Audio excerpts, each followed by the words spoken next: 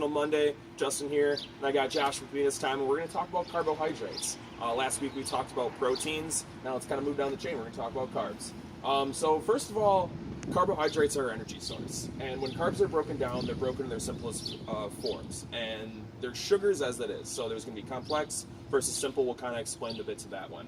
When they're broken down in those simple sugars, they're stored in the muscle, liver, or the fat. Depending on your energy level, depending on when you need them, the body collects them from those different sources and uses them. So they're going to be complex being more sugars, simples being less sugars. Josh is going to hit us when we're supposed to eat those complex versus simples. Yeah, great. So I think we've all heard the terms complex versus simple sugars before, or simple carbohydrates. Sometimes they're also called good carbs and bad carbs. We don't really like to use that terminology because it's really dependent upon the type of time of day and the type of workout that you've done.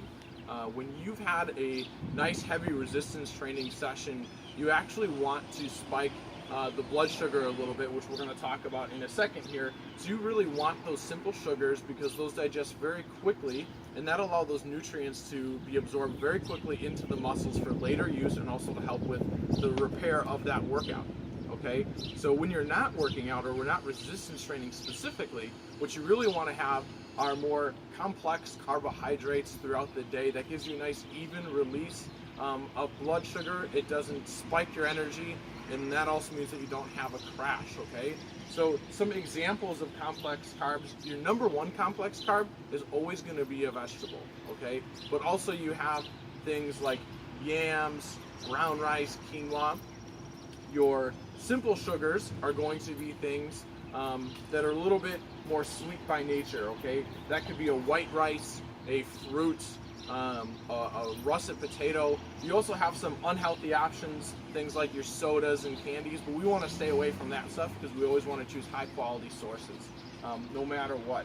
Okay, so what we have down here, guys, is a nice graph that illustrates complex versus simple carbohydrates. The green line is our simple carbohydrates. That blue line is more of our complex carbohydrate. And in these red lines, this is our range. Okay, we really want to keep our blood sugar within that range. That's important for a few reasons. Number one, when your blood sugar is within that range, you have nice sustained energy. You don't get those highs, you don't get those lows. Also, the higher that your blood sugar goes, the higher that your insulin goes, and that means you stop burning fat and you start storing it immediately. So if you're eating a breakfast that's full of juices and other simple sugars, and then having lunch and dinner with those things as well, your blood sugar is going to look more like this green line where it's up and down, up and down. Not only do you have those energy highs, but also the energy lows. You're also constantly storing fat throughout the day, and that's certainly something that we don't want to do. We want to be burning fat throughout the entire day, which is why we want more of that blue line, that complex carbohydrates. So eating a high vegetable-based diet. You might have a few more carbs around your workout time. So that's kind of something that we always like to draw out for people so that you have a nice visual of how you should be eating throughout the day. The last thing that we wanted to cover is how much you should be eating throughout the day, and that really depends upon what your body type is and your workout style, and also your goals. If someone is looking to build muscle and they're resistance training 4 or 5 days a week, they're going to have much higher amount of carbohydrates, maybe 300, 400, 500 grams throughout the day.